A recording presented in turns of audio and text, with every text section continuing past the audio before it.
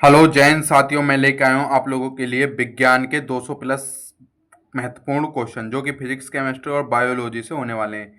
जिनके भी एग्जाम है आरआरबी ग्रुप डी 2026, उनके लिए ये क्लास महत्वपूर्ण होने वाली है। ज़्यादा देर नहीं करूँगा, शुरुआत करूँगा क्लास की।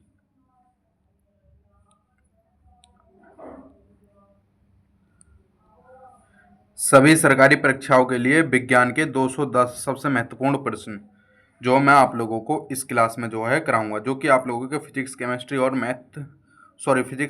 और बायोलॉजी के होने वाले हैं। पहला क्वेश्चन क्या है? पहला क्वेश्चन है, मानव शरीर की सबसे बड़ी ग्रंथि कौन सी होती है? तो कौन सी होती है? लीवर, जिसे हम यकृत बोलते हैं। क्या बोलते हैं? यकृत। आरबीसी, लाल रक्त कोशिकाओं का जीवन काल कितने दिन का होता है? तो 120 दिन का। कितना? 120 दिन का। डब्ल्यूबीसी, श्वेत रक्त कोशिकाओं का मुख्य कार्य क्या है? तो प्रतिरोधक क्षमता। रोग प्रतिरोधक क्षमता जो है डब्ल्यूबीसी का मुख्य कार्य है, और आरबीसी का जीवन काल जो 120 दिन का होता है। रक्त का थक्का जमने में कौन सा विटामिन सहायक होता है? तो विटामिन के। विटामिन के जो होता है वो रक्त का थक्का जमाने में सहायक होता है। मानव शरीर का रक्त बैंक किसे कहते हैं? तो किसको?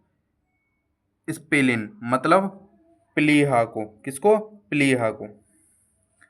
यूनिवर्सल डोनर, सर्वदाता रक्त समूह कौन सा होता है? O negative. ओ नेगेटिव जो है वो क्या है? यूनिवर्सल डोनर, मतलब सर्वदाता होता है। यूनिवर्सल रिसीवर, सर्वग्राही रक्त समूह कौन सा होता है? A B plus. A B positive, जिसे क्या बोलते हैं? ए बी पॉजिटिव बोलते हैं। यह जो है यूनिवर्सल रिसीवर, मतलब सर्वग्राही है, और सर्वदाता जो ओ नेगेटिव है। रक्त का पीएच मान कितना होता है? रक्त का पीएच मान जो होता है 7.4 हल्का क्षारीय होता है। हृदय 1 मिनट में कितनी बार धड़कता है? तो हृदय जो 1 मिनट में 72 बार धड़कता है। मानव शरीर की सबसे बड़ी हड्डी कौन सी होती है? तो फीमर, जिसे हम जांग की हड्डी कहते हैं। क्या कहते हैं? जांग की हड्डी। मानव शरीर की सबसे छोटी हड्डी कौन सी होती है? तो स्टेपस। कौन सी? स्टेपस, जो कि कान में होती है। कहाँ पर होती है? कान की हड्डी स्टेपस जो सबसे छोटी होती है। लार में कौन सा एंजाइम पाया जाता है? तो लार में जो है टाइलिन पाया जाता है। लार में जो है टाइलिन एंजाइम पाया जाता है। चलेंगे नेक्स्ट। मनुष्य में कितने गुणसूत्र होते हैं? तो 46, जिसमें 23 जोड़े होते हैं। 23 जोड़े होते हैं और 46 गुणसूत्र होते हैं। किसके? मनुष्य के अंदर। किडनी, वृक्क की कार्यात्मक इकाई क्या है? तो क्या है? नेफ्रॉन। नेफ्रॉन जो है किडनी की कार्यात्मक इकाई है, जिसे हम वृक्क भी कहते हैं। कोशिका की आत्मघाती थैली किसे कहा जाता है? तो किसको कहा था? लाइसोसोम। लाइसोसोम को जो है कोशिका की आत्मघाती थैली कहते हैं। कोशिका का पावर हाउस किसे कहा जाता है? तो माइक्रोकॉन्ड्रिया। किसको? माइक्रोकॉन्ड्रिया को जो है कोशिका का पावर हाउस कहा जाता है। इंसुलिन की कमी से कौन सा रोग होता है? तो मधुमेह। कौन सा? जिसे हम डायबिटीज कहते हैं, इंसुलिन की कमी से होने वाला रोग है। यह पीडीएफ आपको हमारे टेलीग्राम ग्रुप पर मिलेगी, जिसका लिंक मैं डिस्क्रिप्शन में दिया हूँ। आप लोग हमारा टेलीग्राम ग्रुप ज्वाइन करेंगे, पीडीएफ वहां से प्राप्त करेंगे। पौधों में जल का परिवहन कौन करता है? तो कौन करता है? जाइलम। जाइलम जो पौधों में जल का परिवहन करता है। पौधों में भोजन का परिवहन कौन करता है? तो फ्लोएम। कौन सा? जाइलम जो जल का परिवहन करता है, और भोजन जो का परिवहन कौन सा करता है? फ्लोएम। पत्तियों का हरा रंग किसके कारण होता है? क्लोरोफिल के कारण। किसके कारण? क्लोरोफिल, जिसे हम हरित लवक भी कहते हैं। मानव शरीर का सबसे कठोर भाग कौन सा है? तो एनिमल, जिसे दांत की परत कहते हैं। एनिमल जो शरीर का सबसे कठोर भाग होता है, जिसे दांत की परत कहते हैं। रतौंधी किस विटामिन की कमी से होती है? नाइट ब्लाइंडनेस, जो किससे? विटामिन ए से। विटामिन ए से नाइट ब्लाइंडनेस हो जाती है। स्कर्वी रोग किस विटामिन की कमी से होता है? तो विटामिन सी की कमी से। विटामिन B1 की कमी से कौन सा रोग होता है? तो बेरी बेरी। कौन सा? बेरी बेरी रोग होता है। नेक्स्ट। विटामिन डी का रासायनिक नाम क्या है? तो क्या है? कैल्सीफेरोल। कैल्सीफेरोल जो है विटामिन डी का रासायनिक नाम है। दांतों और हड्डियों के लिए कौन सा तत्व आवश्यक है? तो कैल्शियम और फास्फोरस। कैल्शियम और फास्फोरस जो है हड्डी और दांतों के लिए सबसे महत्वपूर्ण आवश्यक तत्व है। पेस मेकर का संबंध शरीर के किस अंग से है? तो किससे? हार्ट से। किससे? हृदय से। पेस मेकर का संबंध। पेनिसिलिन की खोज किसने की थी? तो अलेक्जेंडर फ्लेमिंग। किसने? पेनिसिलिन की खोज जो अलेक्जेंडर फ्लेमिंग ने की थी। चेचक के टीके का आविष्कार किसने किया था? तो एडवर्ड जेनर ने। किसने? एडवर्ड जेनर ने जो है चेचक के टीके का आविष्कार किया था। रक्त मापने वाले यंत्र को क्या कहते हैं? तो क्या कहते हैं? सिग्मोमैनोमीटर, स्फिंगमोमैनीमीटर जो है कहा जाता है रक्तचाप मापने वाले यंत्र को। आप लोग यहाँ पर देख सकते हैं, यह जो है रक्तचाप मापने वाला यंत्र है। चलेंगे इसी के साथ नेक्स्ट क्वेश्चन नंबर 31। मानव मस्तिष्क का सबसे बड़ा भाग कौन सा है? तो प्रेमस्तिष्क। कौन सा? प्रेमस्तिष्क जो मानव मस्तिष्क का सबसे बड़ा भाग है। टीबिया नामक हड्डी कहाँ पाई जाती है? तो कहाँ पर? पैर के अंदर पाई जाती है। बीसीजी का टीका किस रोग के बचाव के लिए लगाया जाता है? तो किसके? तपेदिक। तपेदिक रोग के लिए बचाव के लिए जो है बीसीजी का टीका लगाया जाता है। एड्स किसके कारण होता है? तो एचआईवी वायरस के कारण। किसके कारण? एचआईवी वायरस के कारण जो है एड्स होता है। गोइत्र रोग किसकी कमी से होता है? तो किसकी? आयोडीन। आयोडीन की कमी से गोइत्र रोग होता है। रक्ताल्पता किसकी कमी से होता है? तो लोहे की कमी से। क्या? एनीमिया जो है, एनीमिया किसकी कमी से होता है? लोहे की कमी से होता है। जीन शब्द का सर्वप्रथम प्रयोग किसने किया? तो किसने? जोहानसन। जोहानसन ने। किसने? जोहानसन ने जो जीन शब्द का सर्वप्रथम प्रयोग किया था। आनुवंशिकता के पिता किसे कहा जाता है? तो Gregor John medal. Gregor John medal को जो आनुवंशिकता के पिता कहा जाता है। प्रयोगशाला में सर्वप्रथम डीएनए का संश्लेषण किसने किया? तो डॉक्टर ऑर्थर कॉनबर्ग। डॉक्टर ऑर्थर कॉनबर्ग ने जो है प्रयोगशाला में सर्वप्रथम डीएनए का संश्लेषण किया था। मलेरिया रोग का भाग कौन सा? तो मादा एनाफ्लीज मच्छर। मादा एनाफ्लीज जो मच्छर है यह मलेरिया रोग का भाग है और ये इंपॉर्टेंट क्वेश्चन है, अक्सर पूछ लिया जाता है। डेंगू बुखार में शरीर में किसकी कमी के कारण हो जाती है? तो प्लेटलेट्स की। डेंगू बुखार में जो प्लेटलेट्स की कमी हो जाती है। लकड़ी के अध्ययन को क्या कहते हैं? तो क्या कहते हैं? माइकोलॉजी। क्या कहते हैं? लकड़ी के अध्ययन को माइकोलॉजी कहते हैं, जिसे हम फंगी भी कहते हैं। लकड़ी को क्या कहते हैं? फंगी। फंगी के अध्ययन को माइकोलॉजी कहते हैं। नेक्स्ट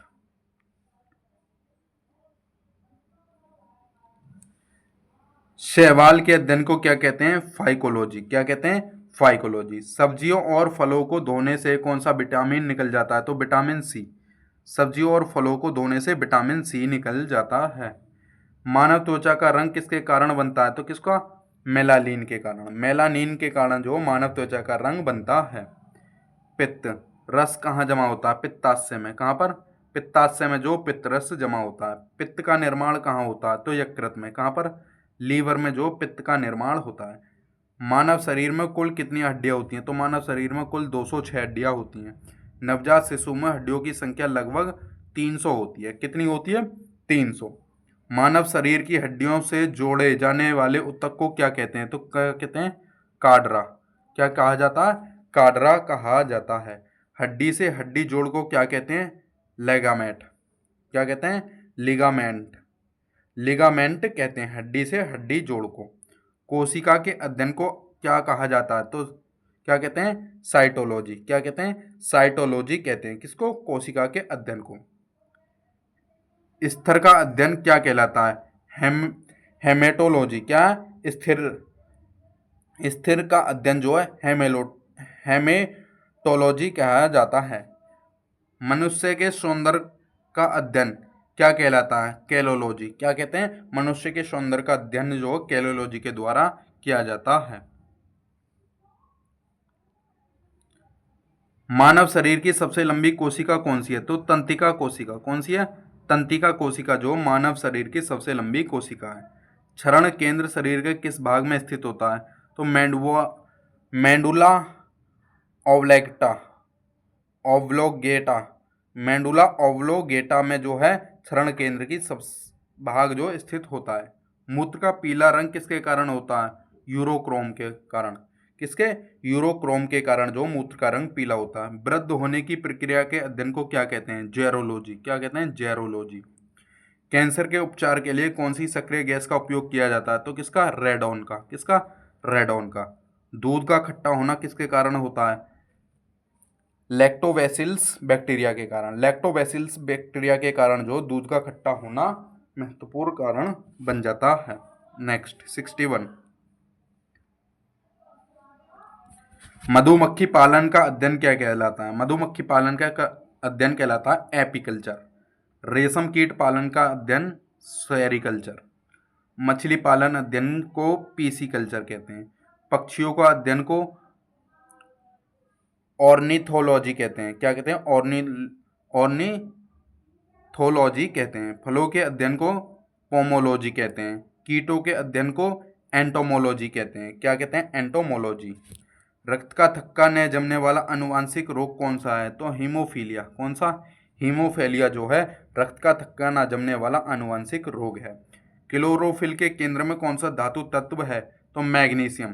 क्लोरोफिल के केंद्र में जो मैग्नीशियम धातु तत्व होता है। इंसुलिन शरीर में कहाँ बनता है? तो अग्नाशय में। कहाँ पर? अग्नाशय में जो इंसुलिन बनता है। मानव शरीर में कैल्शियम की खोज किसने की? तो वाल्थर फ्लेमिंग ने। किसने? वाल्थर फ्लेमिंग ने जो मानव शरीर में कैल्शियम की खोज की थी। पीयूष ग्रंथि कहाँ स्थित होती है? मस्तिष्क के आधार में। मस्तिष्क के आधार में जो पीयूष ग्रंथि स्थित होती है।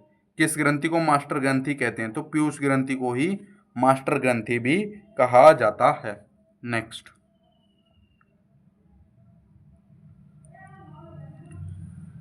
लड़ो या उड़ो हार्मोन्स किसे कहते हैं? एड्रोनेलिन। एड्रोनेलिन को लड़ो या उड़ो हार्मोन्स कहा जाता है। घोंघा और सीप किस संघ के अंतर्गत आते हैं? तो मोलास्का। मोलास्का के अंदर जो घोंघा और सीप संघ आते हैं। जल जनित रोग हैजा किसके कारण होता है? तो विब्रियो कॉलेरी बैक्टीरिया के कारण। तंबाकू की पत्तियों में कौन सा विषैला पदार्थ होता है? तो निकोटीन। कौन सा? निकोटीन। लार का पीएच मान कितना होता है? 6.8। हल्का अम्लीय होता है। दूध में पाई जाने वाली शर्करा कौन सी होती है? तो लैक्टोज होती है। वयस्क मनुष्य के मुख में कुल कितने चर्वणक दांत होते हैं? तो कितने होते हैं? 12 दांत। मानव शरीर का सामान्य तापमान कितना होता है? 37 डिग्री सेल्सियस से 98.6 फ़ारेनहाइट होता है। आधुनिक रसायन विज्ञान का जनक किसे कहा जाता है? तो लेवांजिस्टर को। किसको? लेवांजिस्टर को जो है आधुनिक रसायन विज्ञान का जनक कहा जाता है। पदार्थ की चौथी अवस्था कौन सी है? तो पदार्थ की चौथी अवस्था जो है वो प्लाज्मा है। परमाणु के नाभिक की खोज किसने की थी? तो परमाणु के नाभिक की खोज रदरफोर्ड ने की थी। परमाणु के नाभिक में कौन से कण होते हैं? प्रोटॉन और न्यूट्रॉन। कौन से होते हैं? प्रोटॉन और न्यूट्रॉन जो है वो परमाणु के नाभिक में होते हैं कण। इलेक्ट्रॉन की खोज किसने की थी? तो जे टॉमसन ने। किसने? जे टॉमसन ने। प्रोटॉन की खोज किसने की थी? प्रोटॉन की खोज तो गोल्डस्टीन ने की थी, लेकिन नामकरण जो दिया था वो किसने? रदरफोर्ड ने किया था। किसने? रदरफोर्ड ने। न्यूट्रॉन की खोज किसने की थी? तो जेम्स चैडविक। किसने? James Chadwick. ये जो आप लोगों के ये 5 क्वेश्चन हैं ये बिल्कुल आप लोगों के लिए इम्पोर्टेंट क्वेश्चन है। आप लोग इन्हें जो है एक बार सही से देख लेंगे। ये 5 क्वेश्चन जो आप लोगों के लिए बहुत इंपॉर्टेंट क्वेश्चन हैं। आधुनिक आवर्त सारणी किसने बनाई? तो मोसेले ने। किसने? मोसेले ने। आवर्त सारणी का पहला तत्व कौन सा? तो हाइड्रोजन। भविष्य का ईंधन किसे कहा जाता? तो इसको भी हाइड्रोजन को ही कहा जाता है। उम्मीद करता हूँ कि आप लोगों को क्लास अच्छा यूजफुल लगा होगा। क्लास को एक बार लाइक एंड शेयर जरूर कर देना।